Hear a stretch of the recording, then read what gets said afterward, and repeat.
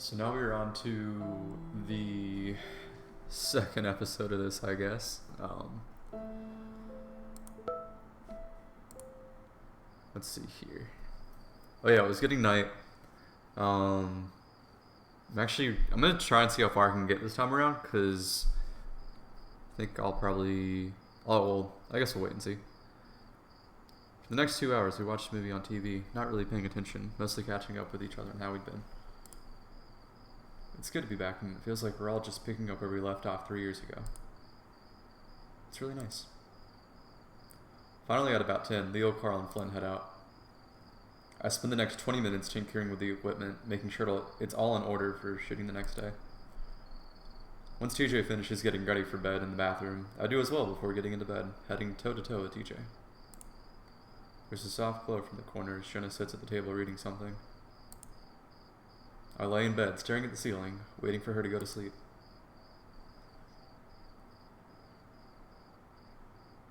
There's a chain attached to my ankle as I walk away from the lake, my legs and feet caked in mud. I look back, seeing the chain snaking back around the rocks and reeds before disappearing into the water. Looking ahead again, I see Leo. He's smiling, waving at me. I walk towards him, and the chain stays slack, pulling it easily out of the water. There's an anchor in the lake, I say. I stare at him, but he doesn't say anything and just keeps on smiling. I crouch on the rocks, wrapping the chain around my wrist a few times. Leo kneels next to me, rubbing my back and sticking out his arm to compare our bracelets, saying that everyone gets one. He seems happy, but now I'm stuck here. I can't even stand up to walk. Ooh, Sunday. Alright, a little ominous there, but you know. I guess you gotta have some of that to make a great game. Peyton is about a bit of a distance away. To get there, you have to get on Route 93, which Flynn tells me isn't even called that anymore. That makes sense considering how it was impossible to find it on the GPS. Anyway, to get to the city, you have to merge from the remnants of 93 onto I-40. Hey, I know that road. Which runs straight through the city of Peyton. About 15 minutes from Peyton, we pull over at a rest stop, which sits at a higher elevation than Echo. If you're looking in the right direction, it gives you a great view of the town. I stand outside the old, run-down restroom, a pile over my eyes as I stare out into the desert. A distant, hazy view of a group of small buildings huddled together signals where the town is. From this vicarious distance, it looks small and harmless. Hard to imagine all the things that happen there. Alright, how do I use this thing? I look over and see Leo fumbling with the camera, obviously worried that he was going to break it. I walk over and show him how to use it, checking the white balance and exposure myself. I wasn't too good with cameras, but the equipment manager at the university had given me a quick lesson on how to do things. Alright, so I want you to zoom out from Echo, slowly, and while you do that, I'm going to walk in frame, okay? Yeah, okay. Leo hoists the camera up and looks through the viewfinder, ears perked up and smiling. Alright, signal me when you're ready. I adjust the clip on the mic while Leo focuses the camera, then raises his paw, signaling that I should start. I walk into the frame, keeping one paw in my pocket, using the other to gesture. I hope I don't look too awkward. I always feel like I do. Echo first began as a settlement in 1852 after James Hendricks discovered a gold and quartz deposit. The town grew quickly in size, and once it began to serve as a junction along Prescott Railway, it reached a peak population of 6,500 in 1877. It was at this point in time that a peculiar phenomenon of mass hysteria took over. Many say the reason this occurred was due to the discovery of a body within the gold mine and the circumstances surrounding that discovery. While not much is known about this event, what is known is that once it ended a large portion of the population left Echo. Most of those who left settled in the nearby town of Peyton. However, the town still managed to prosper well enough into the 40s. That's when the government stepped in to shut down the mine as it became a federal law to divert all mining resources to the war effort. The town's population sharply declined shortly thereafter, and by the 1950s, it had dwindled to approximately 2,000 people. A shutdown of the Prescott Railway in the 1960s, followed by the bypassing of Route 93 by I-40 in 1986, was the final nail in the coffin for the town. By the 90s, the population had dwindled to just 150 people. My goal, however, is to investigate the first event which led to this town's decline and possible demise. What happened in that mine almost 150 years ago? I've come to Echo to try and find out what information, if any, can be gleaned from those events of the past. I wait for a few seconds and look at Leo. That good? Yeah, don't know how to stop this though. Here. I walk over to take the heavy camera off Leo's paws. That was pretty good. You want to be a reporter? Mm-hmm. Maybe. I'd rather just write than be on camera though. Yo, Chase! Leo and I look up towards the car greeted by this sight of a bright white ram's ass hanging out the back window of Leo's van. I don't really react. I mean, despite being self-conscious about his weight, Carl was pretty shameless about stuff like this. Probably seen his naked butt more often than I'd seen Leo's, and that was saying something. What? Make sure you get a shot of, hey, at that moment, Flynn, who's sitting next to Carl in the back, reaches around and yanks the ram's pants down so that they hang around his knees. Even though Carl's pretty quick to pull them back, I still get a pretty good view of his equally white balls dangling between his eyes. See, we're just getting right into it. Leo snorts, and I can see Flynn laughing his ass off while Carl punches him in the shoulder. Yeah, I can see why my friends said probably save and stop here, but unfortunately for TJ, who was sitting in the middle row with Jenna, he was looking back at the time and probably got a much better view if I did. Good for Jenna. Now he's facing forward, covering his face while Jenna sits next to him, reading a book, looking uninterested. Nearly 21 and he's still doing that, huh? Hey, we can have fun too sometimes. Yeah, it's a little more awkward without you three around though. We head back to the car and I grab the camera bag from the passenger seat to put the camera away. Hey, did you see my ass? Saw more than that. Your thing is about the horrors of Echo, right? It'll be a perfect fit, well, if you could even fit on the camera. I stashed the camera bag into the footwell before hopping in. Southwest Adventures is an amusement park right in the middle of Peyton. It's decent enough that people come not just from Peyton, but cities up to 100 miles away to vacation here. Because of this, it's usually crowded, and today is no exception. Families and their kids are everywhere. It's a generally nice day, sunny in the 80s, and it being on a Sunday added to the crowd. I didn't mind though. The point of this is to hang out with my friends. I don't know about you guys, but I'm starving. Let's get some funnel cakes. Jesus, Carl, we just got here. Hey, I didn't have any breakfast. You had breakfast, alright. A blunt with a side of the munchies. It's no problem. You can do that while I plan out what we're doing. Carl ambles off on his way to the funnel cake stand. I snag one of the park maps from the entrance and I hand that to Leo.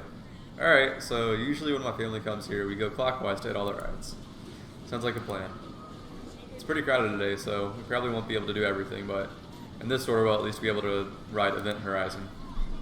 You sure? The line is always so long for that, right? TJ's looking up towards a tall, spiraling electric red steel roller coaster. It's definitely the most recognizable landmark in the park. You can see it from almost anywhere in Peyton. Yep, fastest and tallest roller coaster in the West. I think it'll be worth it.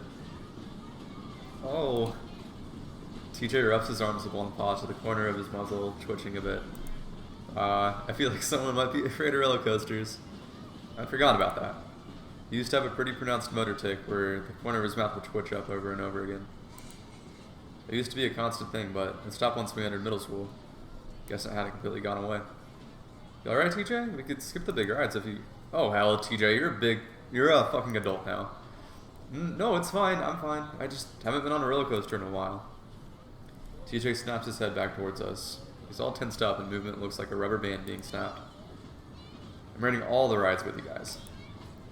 TJ walks off, his paws shoved deep in his pockets. I feel bad for him and I want to give him an out somehow, but that's when Carl comes back with his funnel cake. It's topped with ice cream, powdered sugar, and strawberries. Honestly, that is a fantastic combo. And I'd probably steal some from Carl. Anyone want to share? Yeah, that looks really good. No? Alright, I guess I have to eat the whole thing. Damn it, Carl. Great. Now we gotta wait for fat ass to finish eating. Carl pulls his face out of the cake. Even with his white fur, I can see the powdered sugar clinging to his chin. Nah, I can eat in the line. Are you going on Event Horizon first? I'll wait, it'll be an hour long at least. The line ends up being 2 hours long, and by the time we get to the actual ride, I'm dying to get into a pool of any kind. To put it bluntly, an otter needs water. Okay, fair point. Part of the problem of living in Echo meant that we didn't have any kind of indoor pool system in our house, being as cheap as it was. We ended up having to get an outdoor swimming pool, which was a pain. Nervous, Chase? I smirk at him. I've ridden it before, Leo. Though your tail's kinda down. You sure you're not nervous? Huh? What? Come on, Leo, let's ride the front. Oh, or, I don't know. I watch Jenna pulls Leo towards the line for the front, which is twice as long as all the others. I opt for the middle, and it just so happens that TJ comes with me. His tufted ears had been poking straight up the entire time, muzzle giving an occasional twitch. I'll lean over to him. No, poor TJ. You know there's an exit over there for people who, change their mind. I bet you could slip out without anyone knowing. Looks like not all of us are even going to be riding the same train. TJ stares straight ahead, clutching onto the railing. I can see his sharp claws unsheathed, pressing into the metal and chipping away some of the red paint. No, I'm fine. You sure? Yeah, perfectly fine. Well, we're in the middle, which is the best place to be if you don't like roller coasters. Huh? Yeah? I really wanted to be able to get TJ to skip the ride, but it seems like he's pretty determined to do it for some reason. Finally, our train comes along and I step in as two laughing and painting hyenas step out. Oh my god, that was the most intense. Holy shit, dude, I know I never get scared on rides and I almost fucking pissed myself. Aw, fuck, no. I do a quick check in the seat to make sure there isn't actual piss before sitting down. I look up and see TJ standing on the edge of the platform, his eyes wide, one foot stuck out to get on. TJ? A bored-looking teenage fox come by to check my lap bar and stick out my paw. Hey, wait, TJ, you getting on? The fox goes from looking bored to mildly annoyed. If you're getting on, you need to get on now. We can't hold up the entire ride for you, sir. The exit's that way where the other adventurers await. People around us are starting to notice. Fortunately, Flynn, who was lined up with Carl towards the back, is paying very close attention, grinning like he knew this was going to happen. Oh no. Aw, TJ, too scared? Guess you're a pussy after all. Shut up, Flynn. Hey TJ, when it gets real bad, just say to yourself, at least I'm not gonna die. Actually, a few people have. TJ! I yell at him, and that seems to jar TJ out of his trance. He almost falls into the car as he stumbles into it, fumbling with his shoulder restraints before the fox attendant signs and leans down to do it for him. I can see the red on the inside of TJ's ears as he blushes, and I feel my own ears burn a little from secondhand embarrassment. Now that it's too late, I realize that we shouldn't have started with this ride. We should have started with something smaller to build up his confidence. I'm jolted back as the train moves forward. Honestly, I'm a big supporter of just starting with the biggest ride every time I go to one of these. Oh gosh. TJ's paw lashes out and latches onto my arm. Oh no, why am I doing this? I reach over to try and move his paw from my arm and back onto the handle on his shoulder restraints. TJ, hold on to that. My arm, you're gonna... Chase, quiet. I pause, staring at the links. I'm really not used to hearing TJ yell. He's almost puffed out twice his size. I just need some quiet right now and... Ah! Our train begins its ascent up the first hill and I can feel TJ's claws pricking through my fur into the skin. No, TJ! He starts mumbling quietly to himself, his eyes closed. TJ, are you praying? He doesn't say anything and soon we've reached the apex of the climb. I give up on trying to move his paw and sit back, a little nervous myself. I really, really hope TJ doesn't completely lose it. Odds are he probably will. Oh, fuck. I rinsed the blood off my arm in a dirty theme park bathroom. It wasn't as bad as I thought it could have been, though TJ did start crying when we hit the first inversion. No, TJ, come on. He had scratched the shit out of my forearm, grabbing it with both paws once we started the descent. Unfortunately, Flynn and Carl were still on the platform when we rolled back into the boarding station. Flynn looked ready to lay into TJ again, but when he saw the tears, he had the decency to hold back. Okay, good for you. At least you're not, absolutely crushing this man's. I helped the shaking links out of the car and somehow managed to stumble into the bathroom where we quickly hit in a stall. I should have forced him out the exit. He'd always had anxiety problems, though I think we all believed it was a childhood thing that he'd gotten over. I don't know if he still takes medication. Hey, TJ? Yeah? We should probably get back. Leo texted me that they're all waiting by the ride. Yeah, I'll be out in a second. The cheerfulness in his voice is forced. I ignore the weird looks I'm getting from the other people in the bathroom and instead inspect my arm. The scratches are pretty superficial, so the bleeding has stopped. No one will notice it under the thick fur, even if it's tender as hell. I hear the stall door open behind me, and through the mirror I see TJ come out. He sees me looking over my arm and his face crumples up again. Chase, I'm sorry, is it bad? I really don't want him to start crying again. TJ cried a lot when he was a kid, almost every day, and even at 19 it seems like he's still pretty susceptible. It's fine, it doesn't even hurt. Oh, well, that's good. We stand there awkwardly for a few seconds, then I air out my shirt, which was starting to stick to my sweaty body. Listen, it's honestly getting way too hot for me to wait in lines all day. I think I'd rather just sit down and watch some shows or something. Oh yeah? Yeah, do you want to do that with me? TJ's ears come up a little, and he clutches his paws together, the fidgeting subsiding a bit. Yeah, Chase, I think that'll be fun. I can tell he's at least a little relieved. We both head out back towards the ride, and I spot the four of them waiting by the exit. It's actually probably a good point to save too.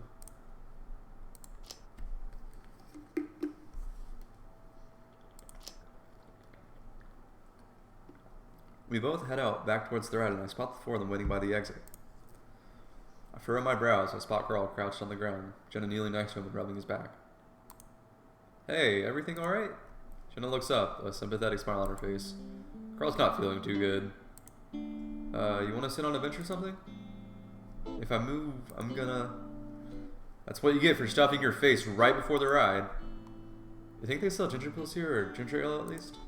Or a joint would be nice. There are some vendors over there. I'll go check. Yo, they got weed here. I'm actually kind of glad everyone's preoccupied with Carl right now.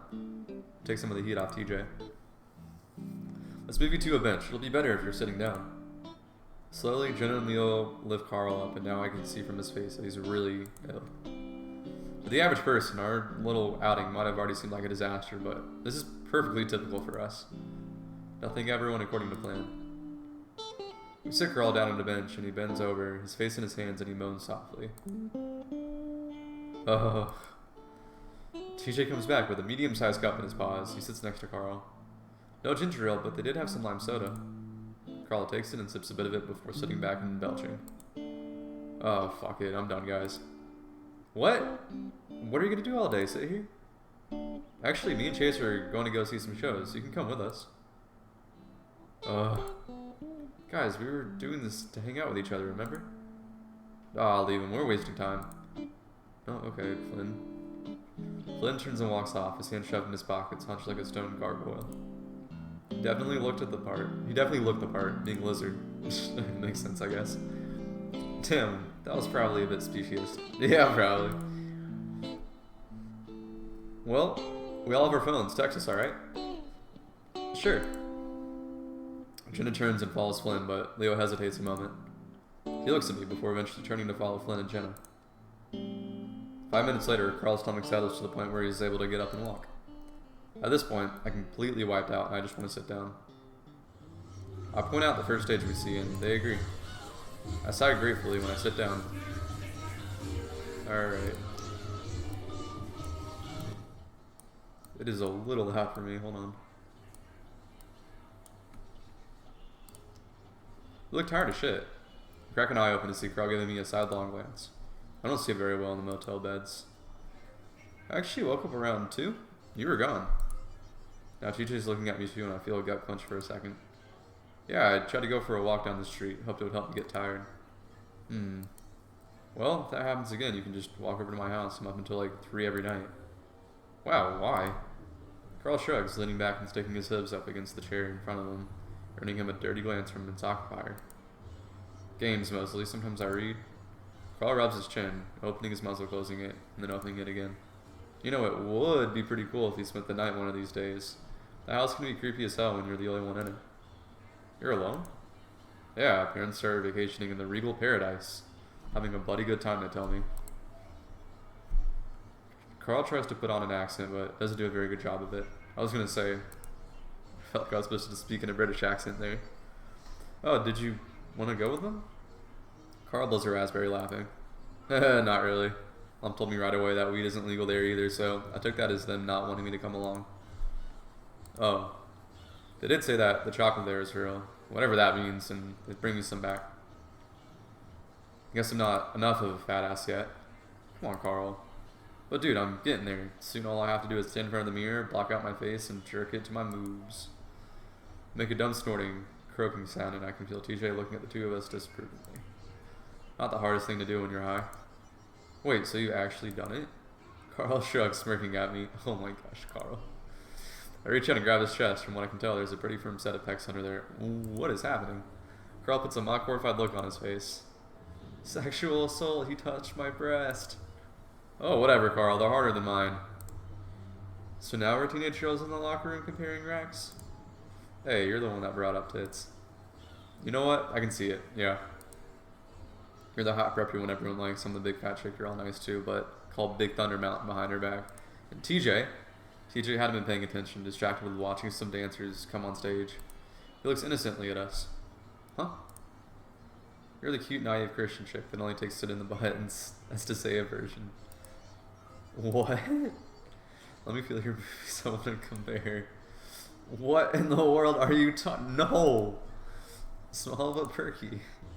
After a few seconds of tussling and Carl getting smacked in the nose by TJ, somebody shushes us from behind and we're forced into silence. The show starts off with a bunch of mice having a weird sort of hoedown. TJ's really into it and actually starts clapping along. I smile. TJ could definitely be kind of cute sometimes. Carl just rubs his nose and leans back, watching with a smirk as if the whole thing is a joke to him. At this point, my eyelids were feeling really heavy. I must have got maybe 4 hours of sleep last night. I think about leaning my head back, but the backs of the seats are pretty low and I just end up with my head hanging over the back. Leaning forward would just be impossible. I could lean on one of my friends. I don't think they'd mind. Oh, no. Okay, so this might be the first critical decision of my life. Okay, this is tricky. I gotta think this through. So, I'm gonna be real. I kind of like TJ a bit more. I want to get to know TJ more. I feel like he's got a bit of a story. Also, Kat. So, I'm a little biased. And then there's Carl. Just kind of hot all around. I can't deny.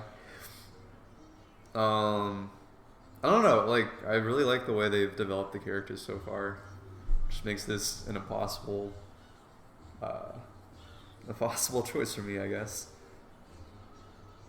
I'm gonna say TJ.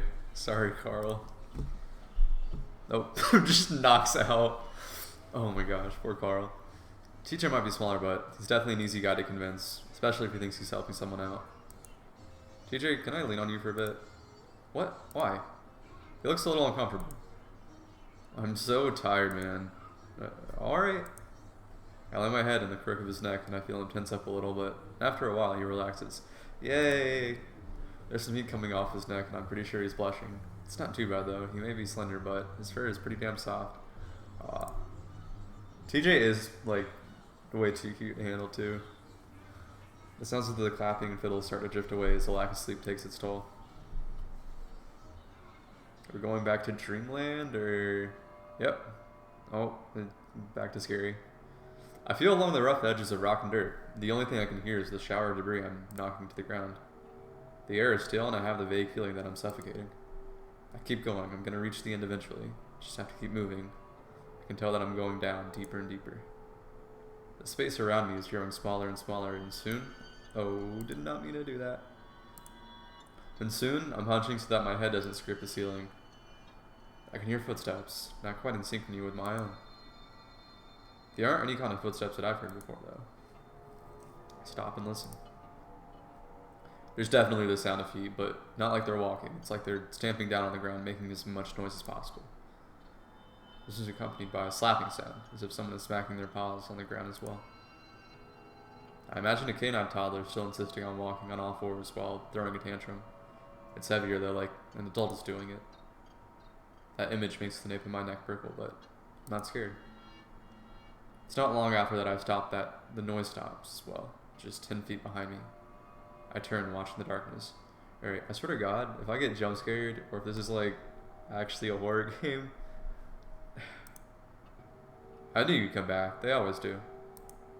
My voice sounds clogged, muted, like the rocky walls are just sucking up the sounds and bouncing them down the tunnel. The stamping starts up again, loudly, coming towards me at full speed. Now I can hear sobbing, sniffling, and a strange guttural grunting. It's just feet away.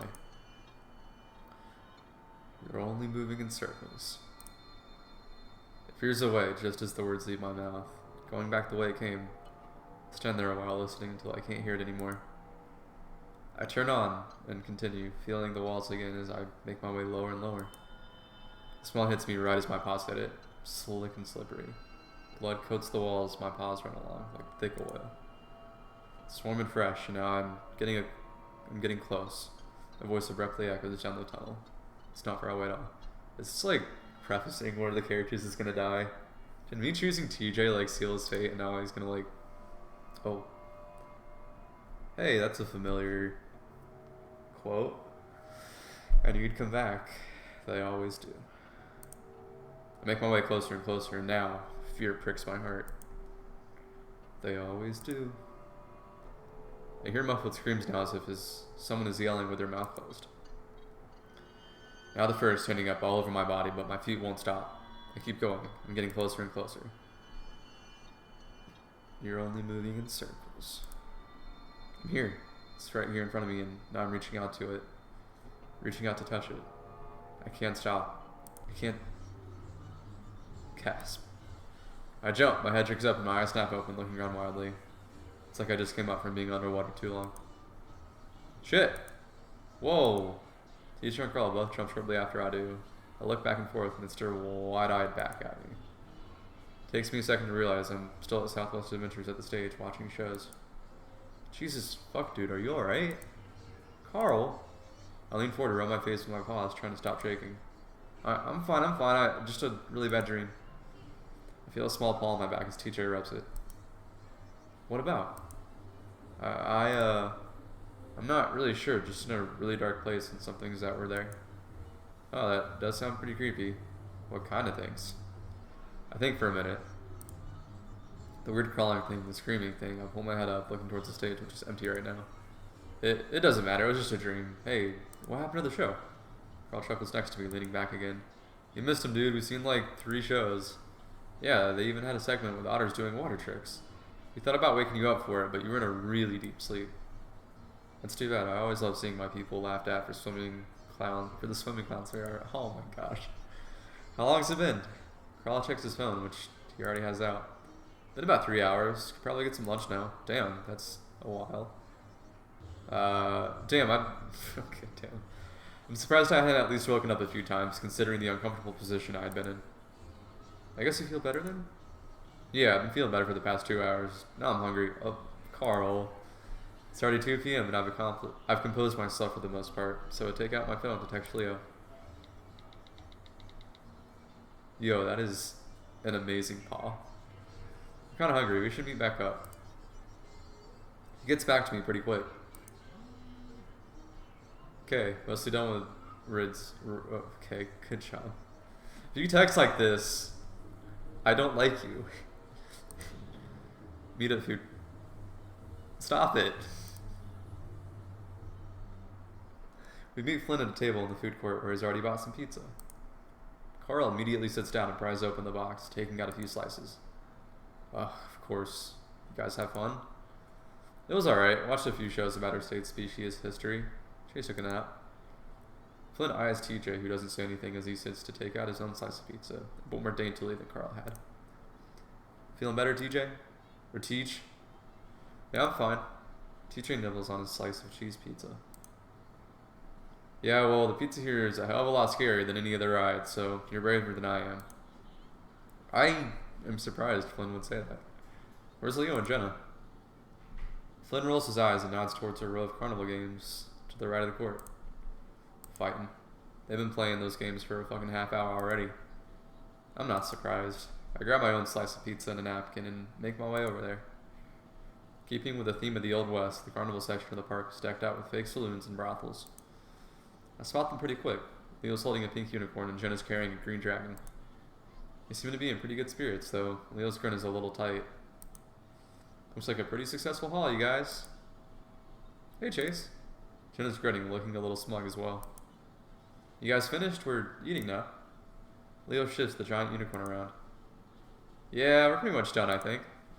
Damn, Leo, you must have won something pretty hard to get that. Yeah, that was me. I look over at the green dragon Jen is holding.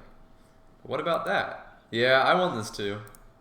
Oh, well, I'm sure you've won a couple. Actually, yeah, I've beaten him at every game. Poor Leo. Yeah, well, you're visiting. I want your memories of this vacation to be good. Leo, come on. Obviously, it's getting to your head, though. Oh, please. I almost shut it here. Chase, you should have seen his face. Sour grapes the whole time. Oh, really? I would usually stay out of stuff like this, but Leo always got a little carried away when it came to competition. Especially when I was around, but it was kind of funny seeing him act like this. Let's just go eat. Wait, there's a high striker. Why don't we show Chase who's stronger, huh? Leo contemplates that for a second, but seems pretty confident about this one.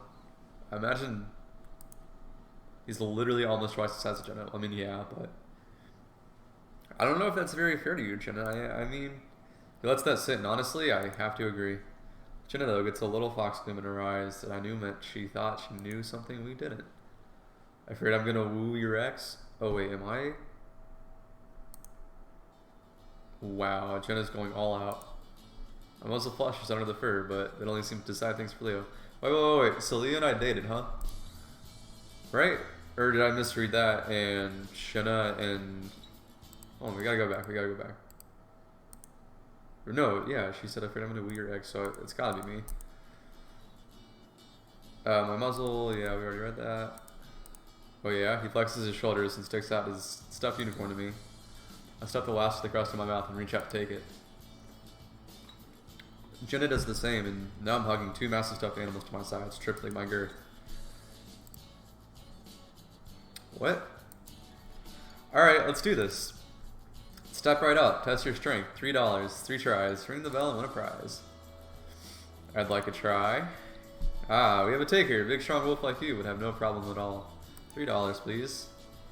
Leo hands over the money and the carney hands him a mallet. Leo points at me with a grin. This one's for you, chula. My heart skips a beat. He hasn't called me that in a while. I decide to play along. Don't disappoint me, Leo. I really want that stuffed griffin. I point to the griffin on the carney's long shelf of toys. Sure thing. Leo spreads his leg and squares his shoulders before raising the hammer and bringing it down hard into the rubber-looking pad. It's pretty hard to hit, but the chaser only raised up to the 40 mark. Ooh, almost there, Wolf. Try again. Leo's brow furrows, and I'm not sure this was a good idea. He raises them out again and grunts as he brings it down even harder, causing the contraption to shake a little. This time, the chaser shoots up to the 70 mark. Even better this time, put your back into it. You can hear Leo growling a little as he raises the mallet. The final time, he brings it down with a snarl, all the muscles in his arms standing out. Hell yeah, Leo!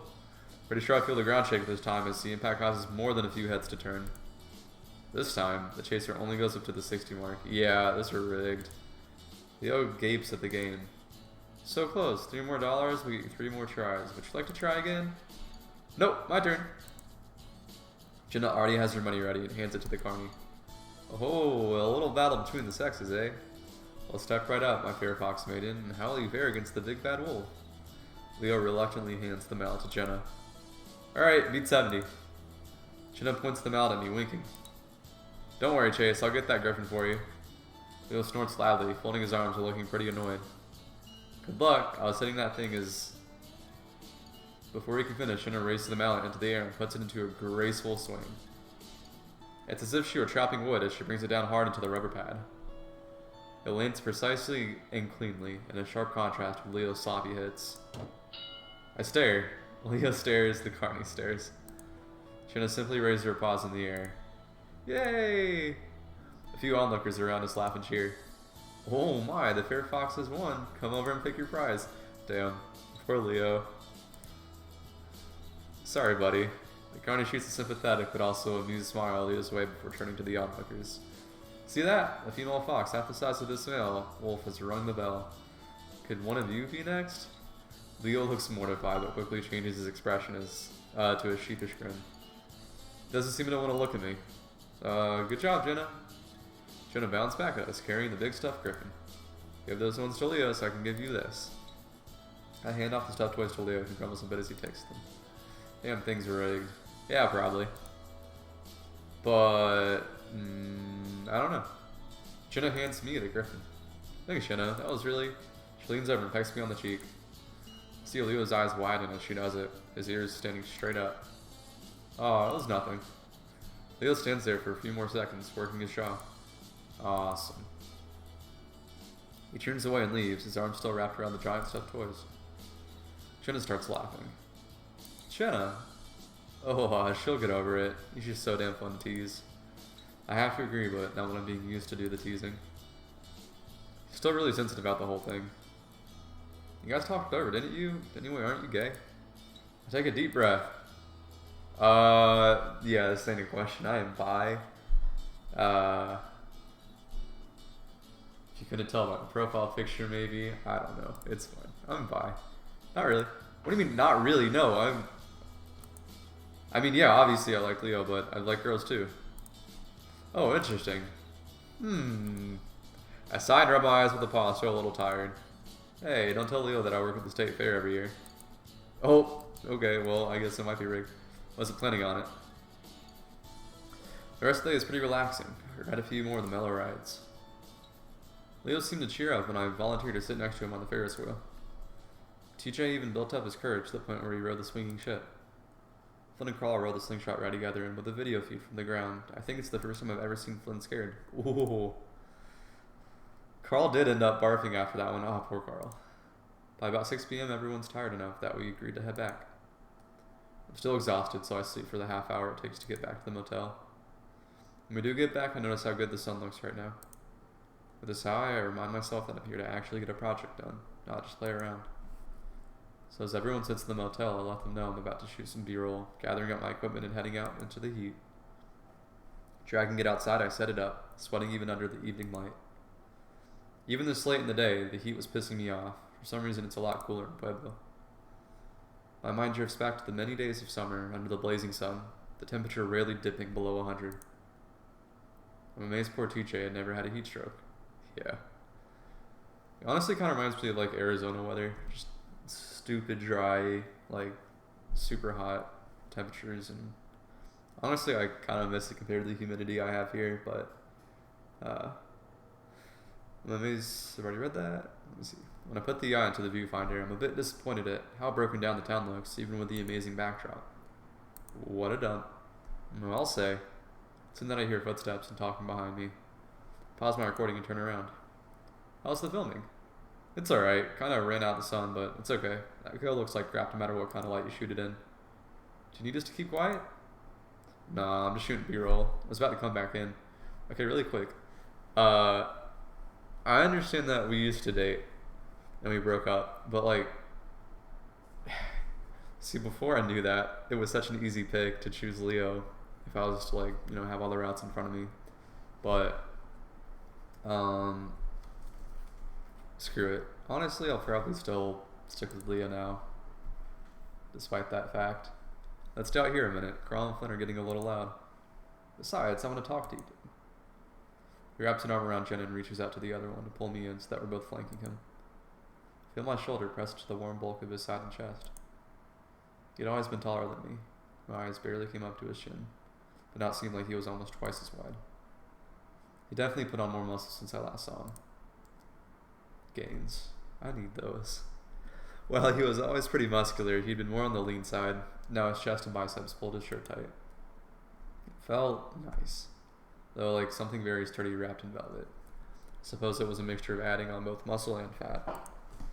I'm at least happy to see he's gotten over his little defeat to Jenna. Look at us, the OG crew. Leo's strong voice vibrates from his body into mine. The effect is tranquilizing, and I feel myself relax. Together again. The only thing I miss about this town, Leo's referring to the fact that he, Jen, and I were the original 3 in our group of 6 to become friends. Later, we would add TJ, and then Carl, and finally Flynn and Sydney. Leo had really been the one to unite us all. Sydney was not mentioned ever until now. Sure, that'll probably come up. I remember when you had first got here, everyone was afraid of you. Remember when I first got here, I found a bunch of gringos who couldn't even talk to each other. We all went to the same schools in Peyton and had our different friends there. When Leo moved in, he thought it was strange that the kids in Echo didn't hang out together. As I entered middle school and high school, I cycled through a ton of different friends, but the ones in Echo always stayed the same. Remember when he'd always have sleepovers at Chase's place? Of course, I kick your ass at claws of furry and all the time. I remember, I used to think you guys were the only friends with me for my video games. Many times I'd fallen asleep to the flickering of the old CRT television set, watching the outlines of Jenna and Leo twist side to side as they played. I would wake up hours later only to find them still playing. It was weird. Jenna and Leo get along really well, but there is a bit of a competitive streak between the two. Actually, it's one of the few things that gets Leo genuinely angry. He even broke one of my controllers once. How long has it been since we first met? Well, when did you move in? I think it was in 2000? So take 2015 and subtract 2000, and what does that leave you with, Leo? 12. Leo looks sideways at me and smirks. There's a flash of white canine as it appears from under his lip for a moment. Think yourself a real hotshot now that you're in college, eh? Leo, tell me you're kind of joking. Probably is, I just can't read a joke. I smirk back though, I know my canines aren't as impressive. Pretty much, yeah. Well, you'll always be those little brats to me. Excuse me.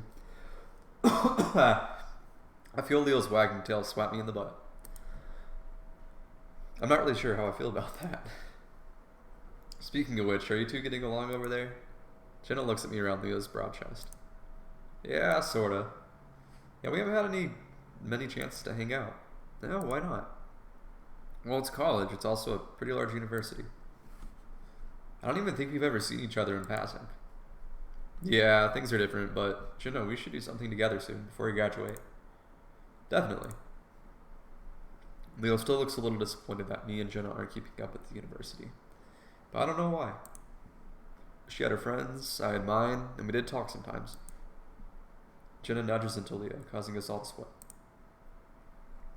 And speaking of that, when are you going back to Mesa? Oh, we are in Mesa. I mean, we are in Arizona. Mesa is the community college in Peyton. Oh, I guess we are in Mesa too. Leo went back for a few semesters before taking a break. By break, I meant he quit. We'll see, I'll have to talk to my parents. It's just starting to get really busy. Why don't they hire more people? You know, you could have graduated by now. You would have had a master's by now. Leo sighs. It's about committing to the family business, not the help he needs. Jenna rolls her eyes, blowing out some air and ruffling the top of the fur on her head. Wolves and their families, just try thinking and speaking for yourself sometime. If I hadn't done that, I'd still be stuck in that crank house. Jenna flicks her head vaguely in the direction of where she used to live. Jenna's the only one aside from Carl who has family, still living in Echo. I wonder if she's going to visit them, even though I'm pretty sure I already knew the answer to that. I see Leo tighten his arm around her shoulder, but she goes on without missing a beat. And you can start with our otter here. I look up, caught unawares. Oh, what? Jenna. I'm serious. Jenna puts her paw up in Leo's face, cutting him off. I am not going to spend this entire week with you asking me when or how you should do it. Let's rip off the band-aid now. Chase. Oh boy. Jenna. There's a warning tone in Leo's voice as he pins back his ears and drops his arm from her shoulders. I already know what's happening. It's been a long time coming. I take a step back and fold my arms, looking to the side.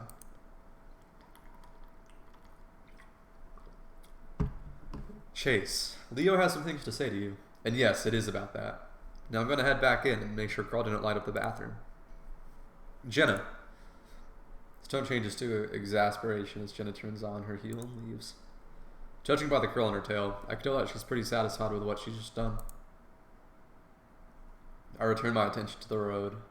I couldn't really bring myself to look at him right now. We both stand here for a minute, 3 feet apart. I hear Leo scuff the ground with his foot, and then sniff as dust rises up from the ground. Alright, oh, my throat. 2 things. First, I think this is actually a really good stopping point for today. So I'll save here. Second, my throat is dying, if the audio wasn't enough to tell you. But no, I will definitely continue this.